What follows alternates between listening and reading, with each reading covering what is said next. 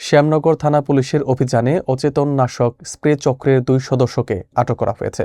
অভিযানের মাধ্যমে নিরাপত্তা বাহিনী জানিয়েছে, এই চক্র দীর্ঘদিন ধরে এলাকায় অচেতন স্প্রে প্রয়োগ করে মানুষের সম্পত্তি লুটে আসছিল। বিস্তারিত থাকছে এসকে সিরাজের প্রতিবেদনে। শ্যামনগরের বিভিন্ন পরিবারের উপর দীর্ঘদিন ধরে অচেতন নাশক ঔষধ স্প্রে করে লুটপাটের ঘটনা ঘটানো একটি চক্র পুলিশের নজরে আসে।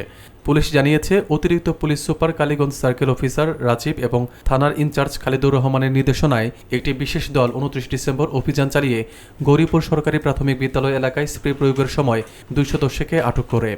আটক ব্যক্তিদের মধ্যে ছিলেন গৌরীপুর গ্রামের আবুল খায়ের বাবু এবং বাদঘাটা গ্রামের জাহাঙ্গীর আলম। পুলিশ জানিয়েছে, তাদের বিরুদ্ধে একাধিক থানায় মামলা রয়েছে। স্থানীয়রা জানিয়েছেন, চক্রটি এলাকায় শান্তিপ্রিয় মানুষের উপর অচেতন স্প্রে ব্যবহার করে সর্বস্ব লুটে প্রতিদিনের জীবনকে বিপন্ন করত।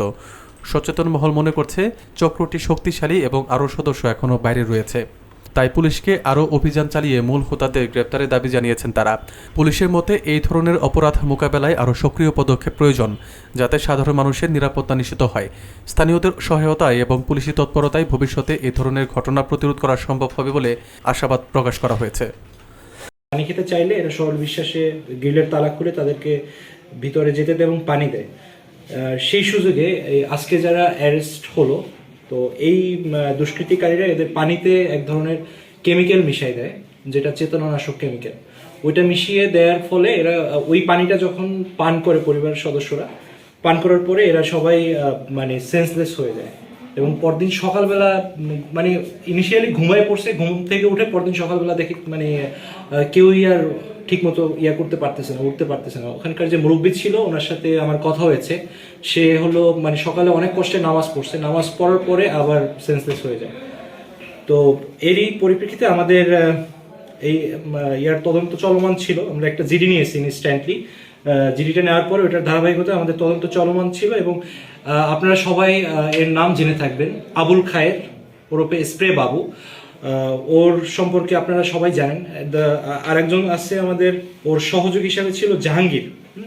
এই দুইজন আজকে ধরা পড়েছে এবং ওই যে জিডিটা ছিল, এটার আমরা আজকে একটা মামলা রুজু হয়েছে এবং ওই মামলার ইয়াতে ওদেরকে দেখানো হয়েছে। আমি যদি বলি, আসামি হলো আবুল খায়ের স্প্রে বাবু, ওর পিতা জবেদ আলী, মাতা খায়রুন, থানা শ্যামনগর, পৌরসভা জেলা সাতক্ষীরা।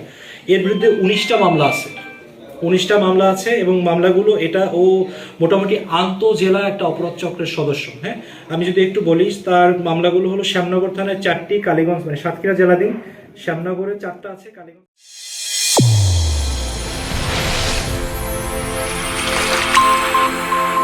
চ্যানেল A1 হৃদয় রেসপন্স।